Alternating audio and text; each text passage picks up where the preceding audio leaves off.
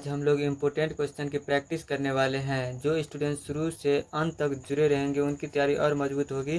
तो चलिए पहला क्वेश्चन से शुरुआत करते हैं। बिहार में 1857 के विद्रोह का नेतृत्व किसने किया था? तो इसका सही आंसर होगा वीर कुंवर सिंह। चलिए अगला क्वेश्चन देखिए। भारतीय संविधान के किस अनुच्छेद में ग्राम पंचायत का वर्णन है? तो इसका सही आंसर होगा अनुच्छेद 40। चलिए अगला क्वेश्चन देखिए। बिहार का शोक किस नदी को कहा जाता है? तो इसका सही आंसर होगा कोसी। चलिए अगला क्वेश्चन देखिए। हर्यंक वंश का संस्थापक कौन था? तो इसका सही आंसर होगा बिंबिसार। चलिए अगला क्वेश्चन देखिए।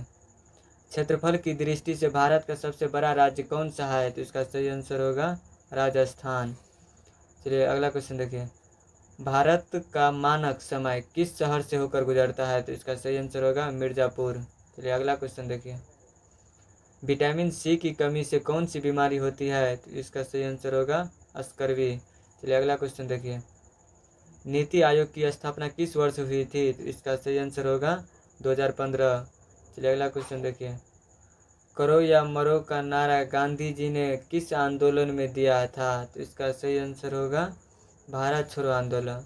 चलिए अगला क्वेश्चन देखिए। सौर मंडल का सबसे चमकीला ग्रह कौन सा है? तो इसका सही आंसर होगा शुक्र। चलिए अगला क्वेश्चन देखिए। नालंदा विश्वविद्यालय की स्थापना किसने की थी? तो इसका सही आंसर होगा कुमारगुप्त। चलिए अगला क्वेश्चन देखिए।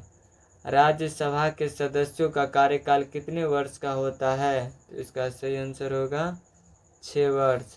चलिए अगला क्वेश्चन देखिए। प्रसिद्ध गायत्री मंत्र किस वेद से लिया गया है? तो इसका सही आंसर होगा ऋग्वेद। चलिए अगला क्वेश्चन देखिए। पानीपत की लड़ाई 1526 किसके बीच हुई थी? तो इसका सही आंसर होगा बाबर इब्राहिम लोदी के बीच। तो इसमें बाबर की जीत हुई थी। चलिए अगला क्वेश्चन देखिए। भारत में नीली क्रांति का संबंध किससे है? तो इसका सही आंसर होगा मत्स्य उत्पादन। चलिए अगला क्वेश्चन देखिए। डिस्कवरी ऑफ इंडिया पुस्तक के लेखक कौन है? तो इसका सही आंसर होगा जवाहरलाल नेहरू। चलिए अगला क्वेश्चन देखिए। मानव शरीर का सबसे छोटी हड्डी कहाँ पाई जाती है? तो इसका सही आंसर होगा कान। चलिए अगला क्वेश्चन देखिए। ओजोन परत वायुमंडल के किस मंडल में पाई जाती है? तो इसका सही आंसर होगा समताप मंडल। चलिए अगला क्वेश्चन देखिए। चंपारण सत्याग्रह कब शुरू हुआ था? तो इसका सही आंसर होगा 1917। चलिए अगला क्वेश्चन देखिए। भारत का सबसे ऊंचा जलप्रपात कुंची कल किस राज्य में है? तो इसका सही आंसर होगा 20 का ए कर्नाटक। यदि बोलेगा भारत का सबसे ऊंचा जलप्रपात कौन है? तो इसका सही आंसर हो जाएगा कुंची कल। चलिए अगला क्वेश्चन देखिए। सार्क का मुख्यालय कहाँ स्थित है? तो इसका सही आंसर हो जाएगा काठमांडू।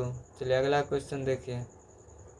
मौलिक अधिकार संविधान के किस भाग में वर्णित है?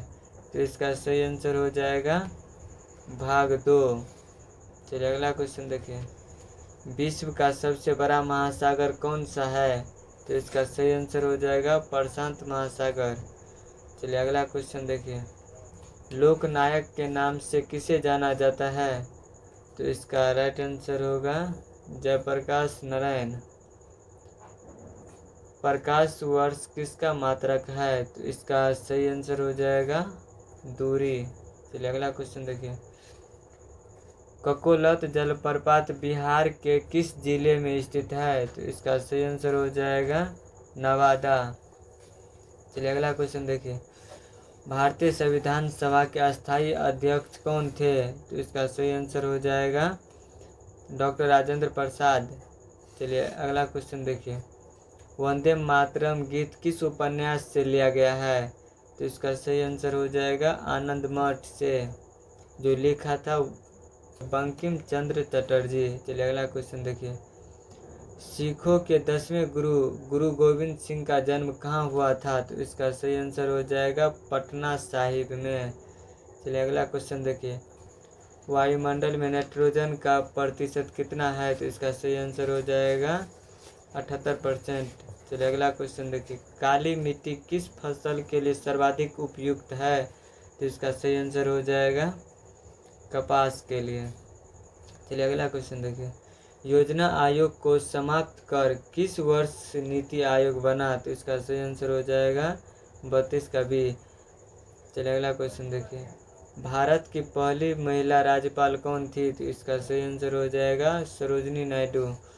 चलिए अगला क्वेश्चन देखिए, मौर्य वंश का अंतिम शासक कौन था? तो इसका सही आंसर हो जाएगा सी बृहद्रथ। चलिए अगला क्वेश्चन देखिए, इंकलाब जिंदाबाद का नारा सर्वप्रथम किसने दिया?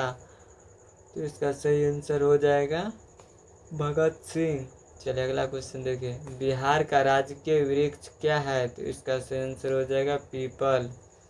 चलिए अगला क्वेश्चन देखिए, हीराकुंड बांध किस नदी पर स्थित है? तो इसका सही आंसर हो जाएगा सी महानदी। चलिए अगला क्वेश्चन देखिए, सती प्रथा का अंत किस गवर्नर जनरल ने किया था? तो इसका सही आंसर हो जाएगा लॉर्ड विलियम बेंटिंग।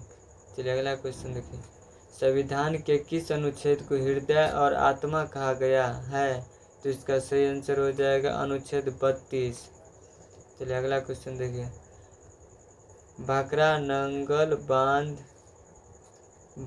नांगल परियोजना किस नदी पर है? तो इसका सही आंसर हो जाएगा सतलज।